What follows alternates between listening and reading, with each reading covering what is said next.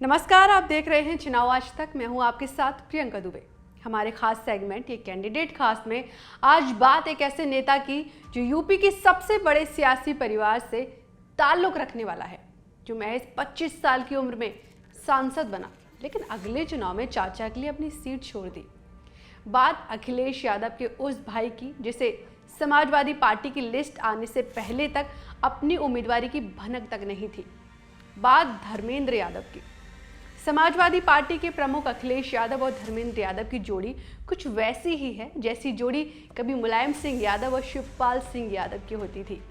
धर्मेंद्र यादव मुलायम सिंह यादव के भाई अभयराम यादव के बेटे हैं और इस बार के लोकसभा चुनाव में आजमगढ़ से समाजवादी पार्टी ने उन्हें उम्मीदवार बनाया है। 3 फरवरी 1989 को सैफई में जन्मे धर्मेंद्र की शुरुआती पढ़ाई सैफई में हुई और फिर आगे की पढ़ाई के लिए वो इलाहाबाद चले गए। धर्मेंद्र के पास पॉलिटिकल साइंस में मास्टर डिग्री है। बात साल 2002 की है, तब धर्मेंद्र इलाहाबाद में पढ़ाई कर रहे थे। इसी दौरान उनके ताऊ रतन सिंह यादव के बेटे रणवीर सिंह यादव की अचानक मौत हो गई। उस समय रणवीर सिंह यादव सैफई के ब्लॉक प्रमुख थे। ऐसे में ब्लॉक की व्यवस्था देखने के लिए मुलायम सिंह यादव ने उन्हें इलाहाबाद से सैफई बुला लिया। ये वो दौर था जब धर्मेंद्र की राजनीति में औपचारिक रूप से एंट्री हुई। वैसे उनके परिवार से ज़्यादातर सदस्य राजनीति में थे। ऐसे में बचपन से ही धर्मेंद्र यादव की भी राजनीति में ही रुचि थी। साल 2003 में वो ब्लॉक प्रमुख बने और फिर अगले ही साल उनके जीवन में बड़ा टर्निंग पॉइंट आया। इस साल देश में लोकसभा चुनाव थे। इसी बीच मुलायम सिंह यूपी के मुख्यमंत्री बने और उन्हें मैनपुरी लोकसभा सीट छोड़नी पड़ी। उस समय धर्मेंद्र की उम्र महज 25 साल की थी। मुलायम सिंह यादव ने धर्मेंद्र को मैनपुरी सीट से चुनावी अखाड़े में उतार दिया। इस चुनाव में धर्मेंद्र का मुकाबला बहुजन समाज पार्टी के अशोक शाक्य से हुआ। तब नतीजे आए तो धर्मेंद्र की 1,70,000 वोटों से जीत हुई।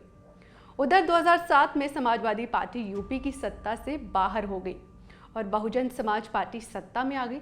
इसके बाद मुलायम सिंह यादव ने मैनपुरी से चुनाव लड़ा और धर्मेंद्र यादव को बदायूं भेज दिया गया। मैनपुरी से बदायूं गए धर्मेंद्र यादव ने 2009 के लोकसभा चुनाव में जबरदस्त जीत हासिल की और फिर इसी सीट से 2014 के लोकसभा चुनाव में मोदी लहर के बावजूद लगभग 1.5 लाख वोटों से उनको जीत दर्ज हुई। हालांकि 2019 के लोकसभा चुनाव में वो बीजेपी की उम्मीदवार संघमित्रा मौर्य से लगभग 18,000 वोटों से हार गए। हालांकि हार के बावजूद अखिलेश यादव का धर्मेंद्र यादव पर भरोसा कायम रहा और उन्हें 2022 में आजमगढ़ सीट पर हुए उपचुनाव में समाजवादी पार्टी का उम्मीदवार बनाया गया। लेकिन इस चुनाव में धर्मेंद्र महज 8,000 वोटों से हार गए। अब एक बार फिर आजमगढ़ सीट से ही धर्मेंद्र यादव समाजवादी पार्टी से हैं, तो दूसरी तरफ उनके विरोध में एक बार फिर बीजेपी के निरहुआ खड़े हुए हैं। ऐसे में देखना ये बेहद दिलचस्प होगा कि इस मुकाबले में किसका पलड़ा भारी रहता है। आपको ये वीडियो कैसा लगा हमें कमेंट करके ज़रूर बताएं। वीडियो को लाइक करें। चुनाव से जुड़ी तमाम खबरों के लिए देखते रहिए चुनाव आज तक। नमस्कार।